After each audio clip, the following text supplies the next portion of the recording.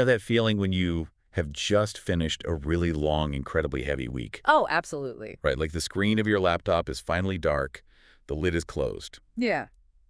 but your phone is sitting right there on the kitchen counter, and it is just vibrating. And you just stare at it. Yeah, you stare at it. Maybe it's an urgent email, maybe it's just a casual text, or, I don't know, a push notification from an app you don't even care about. Right. But inside, your brain is just staring at that glowing rectangle and pleading, like, please, no more. Just begging for it to stop. Exactly. Your jaw is tight. Your shoulders are hovering somewhere, up near your ears. You are trapped in that highly specific, universally understood moment where the forward momentum of the work week violently collides with the immovable wall of your own exhaustion. It really is a profound physical and psychological intersection. I mean, you are experiencing the exact moment when the adrenaline and the cortisol that have been keeping you functional for the last 5 days suddenly have nowhere to go. They just hit a brick wall. Completely.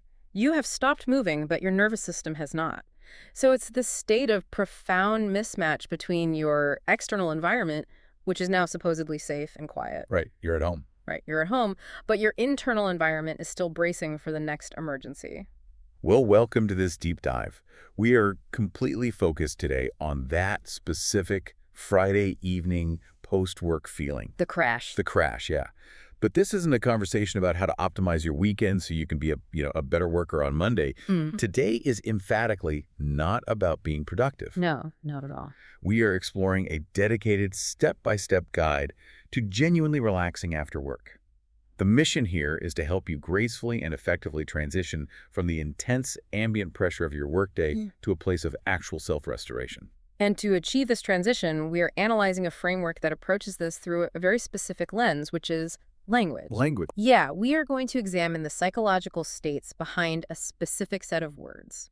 We aren't just defining them, we are using these concepts to fundamentally rewire how you interpret your own exhaustion. Because if you don't have the right words, you can't fix the problem. Precisely. When you lack the precise language to describe your psychological state, you invariably misdiagnose the problem. And if you misdiagnose it, you apply the wrong solution. Okay, let's unpack this. Because that misdiagnosis happens, all the time. All the time. When we get to the end of a week like that, the default phrase almost everyone uses is just, I'm tired. Which is so insufficient. Right. The material we are looking at makes a really compelling argument that tired is a fundamentally inadequate word for what a busy professional is actually experiencing. It really is. If we want to start the recovery process, we have to start with an honest, accurate diagnosis. Yeah, tired is actually a dangerous misnomer in this context. Dangerous how? Well, tiredness implies a simple acute deficit of physical rest. Like if you spend the afternoon raking leaves in your yard, you experience muscular fatigue. You are tired. Makes sense. The biological solution for that is really straightforward. You sit down, perhaps take a 20-minute nap, your muscles clear the lactic acid, and you recover. You bounce back. Exactly. But the exhaustion you feel after a week of back-to-back meetings, complex problem solving, and emotional regulation, that is not acute physical fatigue. It's something much deeper. You haven't been digging ditches, but you feel like you can barely stand up. Yes. The word the source material uses that captures this specific flavor of burnout is depleted. Depleted. And let's look at the mechanics of what that actually means. To be depleted means a core resource has been systematically emptied. Right. It is not a sudden event. It is a slow, relentless draining of your cognitive and emotional reserves over a sustained period. It's like the slow leak in a tire. That's a perfect analogy. It isn't a dramatic blowout that leaves you stranded on the highway on Tuesday afternoon. It's the constant, almost imperceptible hiss of air escaping every time you have to, pivot between tasks. Or every time you have to suppress your frustration on a Zoom call. Exactly. Every time you have to make a decision, just a little bit of air lets out. And that slow drain is incredibly deceptive. It's deceptive because it allows you to maintain functionality while your internal reserves drop to critical levels. You don't even realize you're running on empty. Right. When you are depleted, you likely still smiled all week. You answered all your messages, you met your deadlines, you successfully maintained the external facade of professional competence. You did your job. You performed the role perfectly. But maintaining that performance, which sociologists call surface acting or emotional labor, is incredibly metabolically expensive. It burns so much energy. It consumes vast amounts of mental energy just to look like you have it all together. So by Friday evening, you aren't just physically tired. You are emotionally empty and mentally drained. Yeah. And there is an immense practical power in recognizing the difference. Because if you just tell yourself, oh, I'm tired, you might try to push through it. Which is the worst thing you can do. Right. You might think, I just need a strong cup of coffee and I can rally for dinner with friends. Which only exacerbates the problem. Caffeine merely masks the adenosine receptors in your brain that signal fatigue. It tricks you. It tricks you, is not put money back in the bank. If you understand that you are depleted, you recognize that a fundamental resource has been exhausted. You cannot hack or push your way through depletion. You can't just power through it. No, you have to stop spending and start restoring. And this completely changes how you communicate your boundaries, too. Oh, absolutely. Like if a friend texts you and says, hey, come out tonight, just for an hour, you'll wake up once you get here. And you reply with, I'm tired. They will likely push back. Because tired sounds solvable. Exactly. Tired sounds like a temporary state that can be overcome with loud music and a drink. But if you reply, honestly, I can't, I am completely depleted, it shifts the entire tone of the conversation. It creates a firm boundary anchored in self-awareness. It communicates a depth of exhaustion that cannot be argued with. It's hard to argue with depleted. Right. It is an objective assessment of your physiological and psychological state. But, okay, if we are going to be objective, we have to ask the next logical question here. Okay. If our energy reservoir is entirely empty, how did it get that way? What is the root cause of this systemic depletion? That is the million-dollar question. And that brings us to the next concept in the source material, which is the state of being overextended. Overextended. To be overextended means to stretch yourself beyond your structural capacity. Structural capacity, I like that. Yeah, in the context of a work week, it perfectly captures the reality of giving too much of your attention, your time, and your emotional bandwidth to too many competing demands. It's a mathematical problem, really. It really is. You agreed to too many projects. You answered messages outside of working hours. You stayed available and online far longer than you should have. You stretched the material too thin. Yeah, you allowed the boundaries of your time to become completely porous. And as a result, your energy output vastly exceeded your energy intake. This raises an important question, though, and it's one of the most vital insights we need to address from this guide. What's that? When you hit that wall of exhaustion, what is your internal narrative? Oh, usually pretty negative. Right. Most ambitious professionals instantly default to self-blame. They think, I should be able to handle this. Like everyone else is managing, why am I struggling? Exactly. But acknowledging that you are overextended radically shifts that narrative. It provides a profound realization, which is that you are not weak. You are simply overextended. I really, really want to emphasize that for anyone listening right now. Yeah. You are not weak. You are not failing. You are just overextended. When you feel like you are going to snap, if one more person asks you a simple question, like what's for dinner, it is not a flaw in your character. Not at all. It is the natural, inevitable result of stretching a material beyond its tensile strength. Using the concept of overextension allows you to take mature responsibility for your situation without that toxic layer of shame. Right. You take the shame out of it. You are acknowledging, hey, I took on too much. I stretched my resources too thin. It is a structural assessment of your weak, not a moral judgment about your inherent worth or capability. And the physical reality of being that overextended is just fascinating. It's visceral. It really is. When you finally stop, your body has a very visceral reaction. The material we are analyzing uses this brilliant phrase, noting that after a week of intense overextension, your whole body is just waiting for the moment it can, and I quote, collapse politely. Collapse politely. It captures the tension perfectly. It really does, because all week long, society demands that we remain upright, professional, composed. You have to keep the mask on. Yeah, we are sitting in meetings, we are nodding, we are using our active listening face, but beneath the surface, biologically, our bodies are absolutely desperate to just drop to the floor. Just completely give out. But we can't. We have to hold the posture. You have to make it to the weekend so we can collapse, but do it in a socially acceptable, polite way behind closed doors. Right. And the text notes that when you finally do collapse at home, you basically turn into, this is great, a blanket with a face. A blanket with a face. I mean, it is the complete physical shedding of the professional armor. literally just a blob on the couch. You transition from the structured clothing of the workplace, the blazers and the stiff collars, to an amorphous, comfortable shape on your sofa. It is the physical manifestation of letting go of external expectations. I want to pause here and ask you, the listener, to do a little gentle reflection with us. That's a good idea. What is your personal, undeniable sign that you are depleted and overextended? Think about the past few days. What did that look like for you? Right. Did you put on that professional armor, project a calm competence, answer emails rapidly, all while feeling like the structural integrity of your mind was slowly giving way? A lot of people do. Recognizing that gap, the vast distance between how fine you appeared to the world and how incredibly hollow you felt inside, that is the first necessary step of this transition. Because honesty is the quiet foundation of recovery. You simply admit, I am depleted.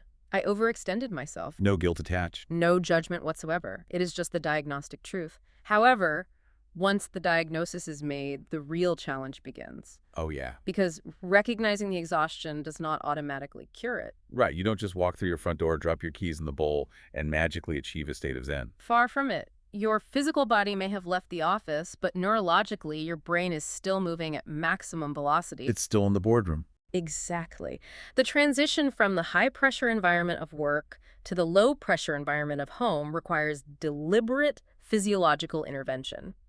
The recovery process must begin the very moment you cross the threshold of your home. Which brings us to the actual mechanics of transitioning. We need to talk about the first 10 minutes you were home. Crucial minutes. The governing concept for this critical window of time is the act of decompressing. Decompressing is a physiological necessity, and the term obviously originates from deep-sea diving. Oh, like scuba divers. Right. When a diver is under immense pressure deep underwater, nitrogen gas dissolves into their body tissues. Okay. If they swim to the surface too quickly, the sudden drop in pressure causes that nitrogen to form bubbles in their blood, which is incredibly dangerous, even fatal. The bends. Right. Yes, the bends. They must ascend slowly, pausing at specific depths to allow their body to gradually release the pressure. And the transition from our modern, hyperconnected workday to our home life operates on a remarkably similar principle. It's the exact same dynamic. You cannot just shoot straight to the surface. You have been marinating in stress hormones, the adrenaline and cortisol, all day. Swimming in it. Yeah. Yeah. So if you walk into your house and immediately try to engage in complex family dynamics or jump right into household chores, you haven't released the pressure. You are going to snap. Exactly. You need a decompression stop. It is the deliberate, slow process of signaling to your autonomic nervous system that the threat has passed. You have to tell your body it's safe. Yes, allowing you to shift from a sympathetic state, which is fight or flight, into a parasympathetic state, which is rest and digest. But let me push back on this a little bit, because in theory, taking time to decompress sounds lovely. But in practice? In practice, it feels like a fantasy. You walk in the door, the dog is barking and needs to go out, your kids are immediately asking you questions about dinner, your partner wants to vent about their own terrible day. Life happens immediately. Right. The idea of taking a peaceful decompression stop feels like a luxury reserved for people who live completely alone in a cabin in the woods. That is a very valid critique. If we frame decompression as requiring absolute silence and physical isolation, it is entirely inaccessible for most people. Completely impossible. But decompression isn't necessarily about physical isolation. It is about establishing a temporary sensory boundary. It is an act of emotional honesty with the people around you. Okay, so how do you actually do that when the dog is barking and the kids are literally yelling at you? You communicate the boundary explicitly. Instead of snapping at your family because your overloaded brain perceives their innocent questions as threats, you use the concept. You name it. You name it. You say, I am so happy to see you, but I just walked in. Give me 10 minutes to decompress before I can be helpful. You're just asking for a buffer. Yes. You are not rejecting them. You are stating a physiological need. You are acknowledging that you are currently transitioning from a high-stress state, and you simply lack the cognitive bandwidth to engage properly yet. You are basically putting up a temporary close for maintenance sign on your brain. And the framework we are discussing lays out a highly specific, actionable sequence for those first 10 minutes. It's designed to be simple, requiring no special equipment, but neurologically, it's profound. The sequence begins with the physical uniform. Step 1, immediately change your clothes. Get out of the work clothes. Yes. Remove the garments associated with the workday. Get out of the stiff pants. Put on the softest things you own. Because even the physical sensation of a waistband or a collar is a subconscious reminder of the professional posture you had to hold all day. It keeps you braced. Step 2 is perhaps the most critical intervention in the modern era, which is put the smartphone away. Put it in a drawer, Physically distance yourself from it. because the phone is the tether. If the phone is in your pocket, you are still at the office. You're still accessible. The smartphone operates on the exact same psychological principles as a slot machine, relying on intermittent variable rewards. It wants you to keep pulling the lever. Right. It constantly demands low-level vigilance from your brain. By placing it in another room, completely out of sight, you are severing the digital umbilical cord to the source of your overextension. Okay, step 3. Drink a glass of water. It sounds almost too basic, but it's a grounding physical action. It really is. It forces you to engage with a fundamental biological need, anchoring your attention in the present physical reality rather than the abstract anxieties of the workday. And step 4, just stand or sit quietly for a few minutes. Just exist in the room. Do nothing. You combine these 4 things, soft clothes, no phone, water, and stillness, and you are sending a massive, unified signal to your nervous system. You are signaling safety, and the core instruction during these 10 minutes is radical in its simplicity. Do not answer anything. Nothing at all. Do not answer an email, do not answer a text, do not make a decision about dinner. In a society that equates constant responsiveness with value, choosing to be deliberately unresponsive for 10 minutes is a profound reclamation of your autonomy. But there is one more layer to this physical transition, and it has to do with how we carry stress. The framework suggests a physical check-in, specifically focusing on the breath, Very important. because we spend all week rushing and worrying, and we become entirely disconnected from what our bodies are actually doing. The physical manifestation of chronic, low-grade stress is highly predictable. When you sit down on your couch, you might suddenly realize your jaw is completely locked. Grinding your teeth. Your shoulders are tight. And most importantly, your breathing pattern has become incredibly shallow and rapid, localized entirely in your upper chest. There is a vivid description used in the source material to capture this. It notes that it feels like you are breathing as if emails are chasing you. Emails chasing you. It is a humorous image, but biologically, it's totally accurate. Our bodies literally think an email is a threat. When your brain perceives a threat, even if that threat is just an overflowing inbox, it activates the sympathetic nervous system. Your breathing becomes shallow to prepare you to either fight or run away. The body doesn't know the difference. Exactly. The body does not distinguish between a physical predator in the wild and a looming quarterly deadline. Emails, deadlines, the laundry piling up, they form a dangerous and persistent group of predators in the modern mind. So the intervention here is not to engage in some complex, forced breathing exercise that feels like just another task to master. No one wants to do more work. It is simply a gentle observation. We invite you, the listener, to do this with us right now. Pause and just notice your breathing. Are you carrying the pressure of the day in your chest? Are you breathing like you are about to hit send on a high-stakes project, or are you breathing like someone who is entirely safe inside their own home?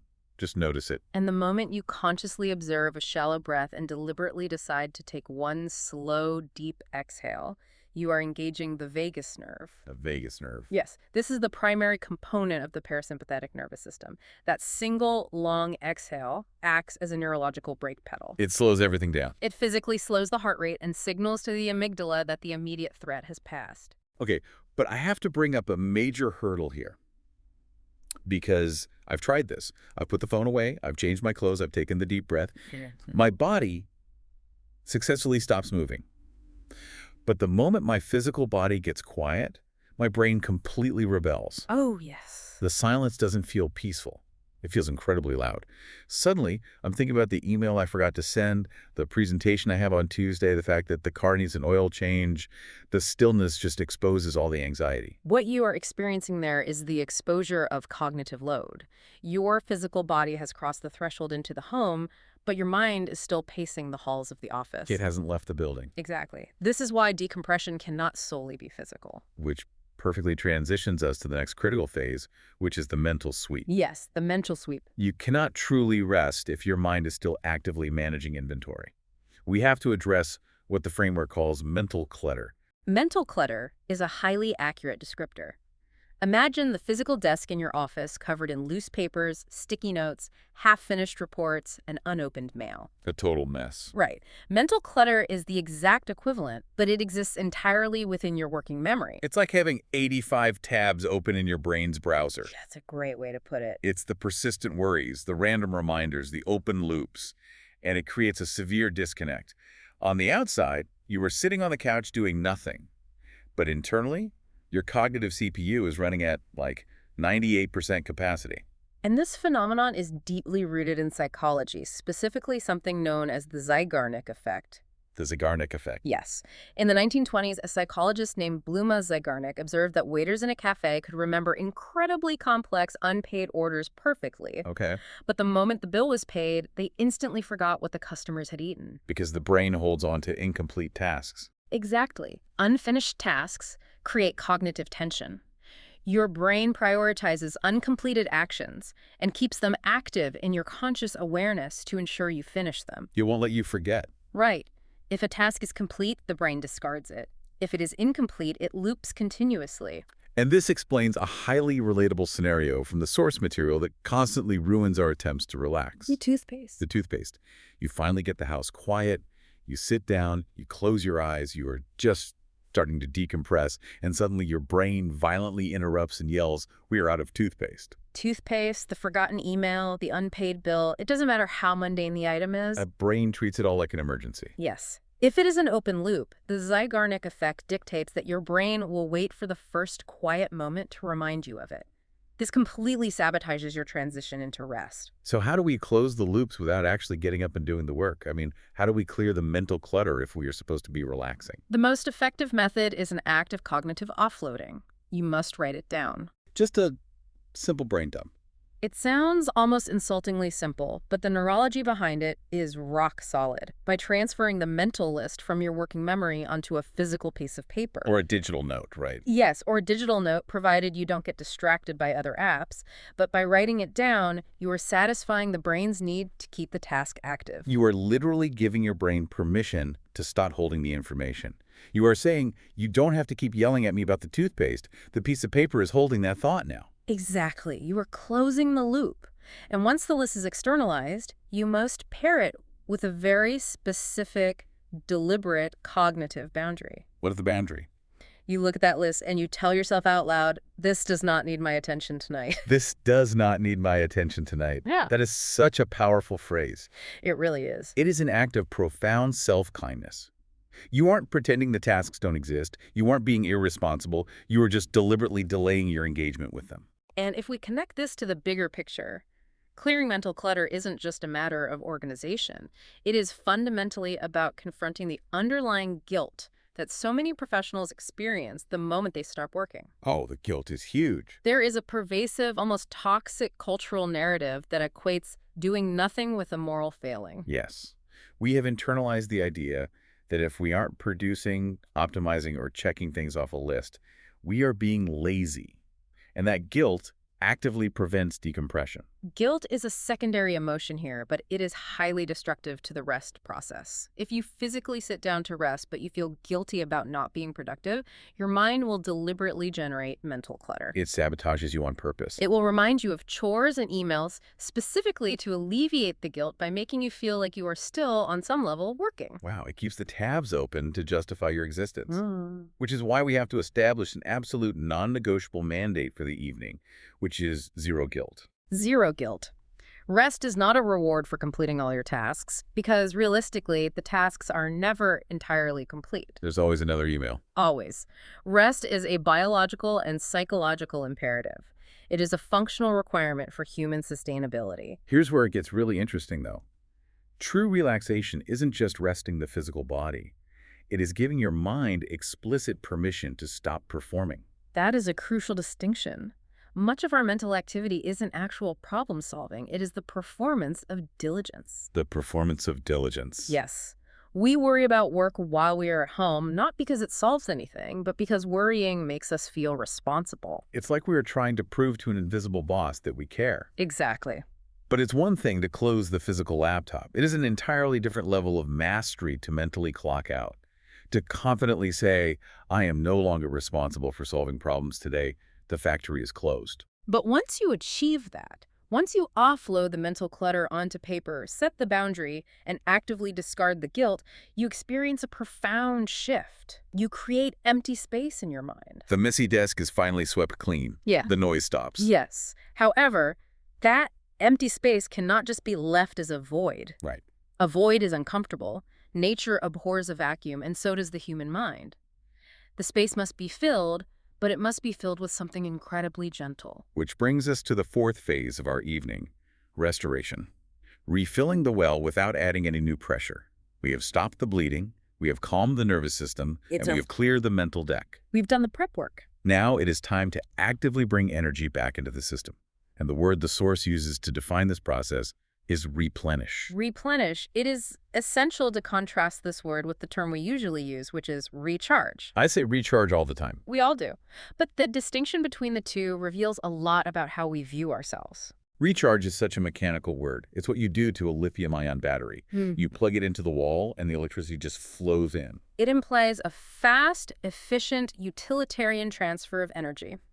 And we often treat ourselves like these machines. Like we're just gadgets. We think, I am at 10% battery, I will drink this green juice, meditate for exactly 12 minutes, take a power nap, and I will be recharged to 100% and ready to be productive again. We want to fast-charge human biology, Yes. but it doesn't work.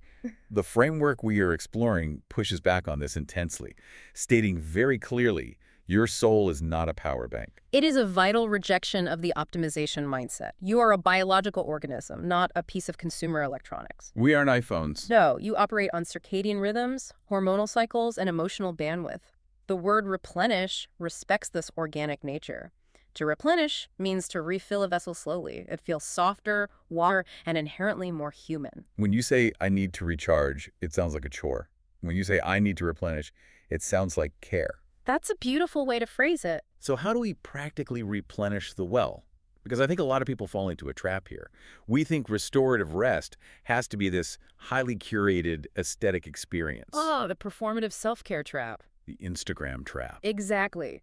We believe that to truly relax, we must draw a perfect bubble bath, light expensive artisanal candles, play curated acoustic music, and sip a complex herbal infusion while reading classic literature. Exactly. And suddenly, relaxing becomes just another high-pressure project. If the bathwater isn't hot enough or you can't focus on the book, you feel like you are failing at relaxing. You grade your own relaxation. Yeah, it adds cognitive load instead of reducing it. Genuine replenishment is rarely aesthetic. It is about engaging in low-stakes, highly comforting rest.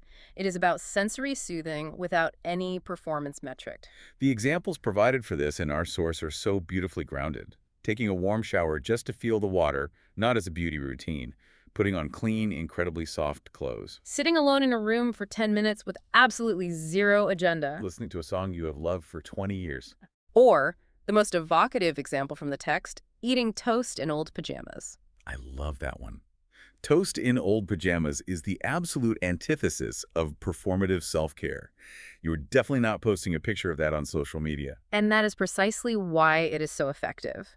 If eating simple carbohydrates in a worn-out t-shirt makes you feel a fraction of a degree more tethered to your authentic self, then it is a profoundly successful restorative act. It just has to give something back to you. It doesn't have to look impressive to the outside world. If it slowly drips a little bit of peace or comfort back into your empty reservoir, you are successfully replenishing. And as you engage in these gentle acts of replenishment, a palpable shift begins to occur. The frantic staccato rhythm of the workday completely fades out. Things just settle down. The physical space around you seems to widen. The evening begins to visibly slow down. Yeah, because you aren't rushing to the next task and your mental clutter is safely on a piece of paper in the other room, you suddenly regain the capacity to actually notice where you are. You're present. You aren't just surviving the transition anymore. You are present in the evening. Which brings us to the final and perhaps most elevated phase of this process, the art of the quiet moment. We have done all the heavy lifting to get here. We acknowledged the depletion, we built a boundary to decompress, we cleared the mind of guilt and clutter, and we engaged in gentle replenishment. Now it's time to enjoy it. Right. Now the goal is to maximize the peace we have engineered. We want to extend this feeling. And to do that, we rely on two final concepts: savor and linger. Let's examine savor first. Savoring is not synonymous with enjoying. It is a much more muscular, deliberate psychological act. Right. You can enjoy a granola bar while sprinting to catch a train. You like the taste, but you aren't really paying attention to it. Enjoyment can be passive. Savoring requires acute, intentional presence. It demands that you actively slow down your perception of time to notice the granular details of an experience. The framework uses the example of making a warm drink, like coffee or tea. A perfect example. During the workday, making coffee is purely utilitarian. You are just extracting caffeine to fuel your productivity. But in the evening, if you decide to make a cup of tea, you can choose to savor the process. You focus entirely on the sensory data, the sound of the water boiling, The specific aroma of the tea leaves. the heat radiating through the ceramic mug into your palms.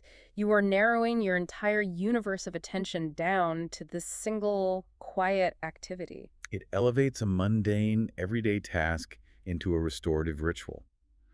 The text describes this as feeling like a peaceful movie scene. I love that phrasing. It's incredibly cinematic. Even if you're completely exhausted, even if you are wearing your oldest, ugliest pajamas, the act of pouring the water slowly and breathing in the scent makes the moment feel elegant and intentional. And this act of savoring generates a very specific neurochemical response. It shifts you out of the dopamine-driven cycle of constant seeking and achieving, and it engages the serotonin system. Serotonin, the good stuff. Yes, which is associated with contentment, safety, and being satisfied with the present moment exactly as it is. And once you are in that state of serotonin-rich contentment, you arrive at the final challenge. A hardest part for some. You have to resist the urge to move on. You have to learn how to linger. Linger is a fascinating word. It inherently implies a rejection of schedule and efficiency. It means staying in a place or in a feeling longer than is strictly necessary, simply because it feels good to be there. All week long, your life is dictated by the clock. A meeting ends at 2:00 p.m. You must immediately transition to the next task at 2:01 p.m. Everything is mapped out. Everything is segmented and rushed. Lingering is the deliberate, rebellious act of ignoring the clock entirely. It is the ultimate luxury. The actionable step here for tonight is to actively practice lingering. If you sit down to eat dinner, don't jump up the second you take the last bite to start washing dishes. Let the dishes sit. The dishes do not matter right now. Just sit there at the table. Linger in the aftermath of the meal. If a piece of music moves you, don't immediately switch to a podcast to learn something new. Let the silence after the song linger in the room. And crucially, and this is the absolute hardest part, you have to linger without reaching for your phone. No screens. Because the moment you pick up the phone to fill the quiet space, you invite the entire noisy, demanding world right back into the sanctuary you just built. The phone is the enemy of lingering. Lingering requires you to tolerate the stillness. It allows the peace you've generated to settle over you, to permeate the room. So what does this all mean? Let's take a step back and look at the massive journey we've mapped out today. We started with a psychological profile of someone in severe distress. A frantic, overextended professional, staring at a buzzing phone, feeling utterly depleted, with a nervous system bracing for impact. And through a very deliberate step-by-step process of biological and psychological intervention, we have guided that same person to a state where they are sitting in soft clothes, their mind is quiet, they are savoring the warmth of the mug in their hands, and they are allowing a profound feeling of safety and peace to linger in the room. We've used precise language not just to describe the problem, but to build the tools for the solution. I want to ask you, the listener, to look at your own evening ahead. What stands out to you from this discussion? What is the one thing you need most tonight? It's different for everyone. Do you desperately need 10 minutes of decompression to stop the emails from chasing you? Do you need to do a mental sweep and write down all the unfinished business so you can finally stop feeling guilty? Or do you just need to put on old pajamas, eat some toast, and linger in absolute silence? Identifying exactly which of these tools you need to apply is the key to ensuring you actually replenish what the week has extracted from you. As we bring this deep dive to a close, let's briefly trace the complete roadmap back to yourself one last time. It begins with radical honesty, diagnosing your exhaustion not as mere tiredness, but as genuine depletion caused by chronic overextension. We validate the need to politely collapse.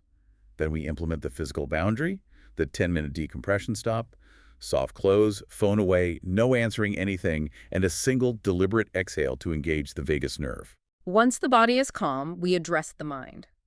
We write down the mental clutter to close the open loops, and we establish a rigid boundary of zero guilt, recognizing that rest is a biological imperative, not a reward. With the space finally cleared, we abandon performative self-care and seek out gentle, low-stakes comfort to replenish our humanity because we are organic beings, not lithium-ion batteries. And we culminate the evening by slowing time down, deeply savoring the small, sensory details of our environment, and fiercely protecting our right to linger in the quiet. It is a profound transition. And as you step away from this audio and into your evening, we want to leave you with one final anchoring thought to carry with you. The need to rest, the urge to disconnect, the desire to just stare at a blank wall, these are never signs of laziness or weakness. They are survival mechanisms. Yes, the professional version of you, the one that solves problems and answers emails, is only a fraction of who you are.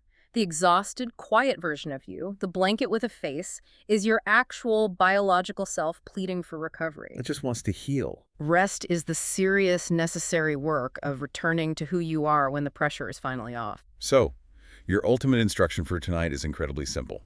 No plans, no guilt, no optimizing, no thinking. Just tea or water or whatever brings you comfort. Unplug the power bank. Let the peace linger. Have a truly quiet, deeply replenishing evening.